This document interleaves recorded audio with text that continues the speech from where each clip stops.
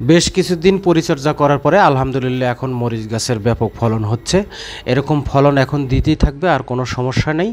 এখন থেকে এই মরিচ গাছের ব্যাপক ফলন হবে। পরিচর্যাগুলো আপনারা দেখতে থাকুন। প্রথম পরিচর্যা হলো আপনার চারা গাছটির গোড়ায় যত রকম ডাল আছে সবগুলো কেটে দিবেন। খুব দ্রুত গতিতে উপরের দিকে সরু হয়ে লম্বা হবে এবং গাছটি দ্রুত বড় হবে, ঝাঁকড়ানো হবে। খুব সহজে গাছের গোড়ায় রোদ এবং আলো বাতাস যেন যায়, সেই জন্য বাড়তি কিছু পাতা থাকলে সেগুলোও কেটে দিবেন। পেঁয়াজের খোসার তরল জৈব সার দিবেন, তাহলে খুব দ্রুত বড় হবে।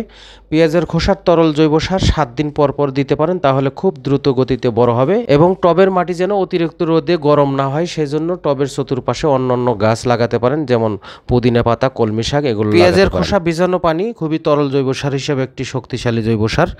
এই জৈব সার আপনারা অন্যান্য গাছেও ব্যবহার করতে পারেন। এছাড়া পেঁয়াজের খোসা সরাসরি আপনারা গাছের গোড়ায় দিয়ে নিড়ানি দিতে পারেন, এতে করে মাটির উর্বর শক্তি বৃদ্ধি পায়। পাতা কুঁকড়ানো রোগ একটি কমন রোগ, মাঝে মধ্যে হলুদের গুঁড়ো স্প্রে করে দিতে পারেন, তাহলে পাতা কুঁকড়ানো রোগ আর কখনোই হবে না। মরিচ গাছটি এখন 4-5 ফুট বড় হবে এবং ব্যাপক ফলন হবে। এরকম পরামর্শমূলক ভিডিও আমার চ্যানেলে অনেক আছে, প্রয়োজনে আমার চ্যানেলটি সাবস্ক্রাইব করে ভিডিওগুলো দেখতে পারেন। ধন্যবাদ।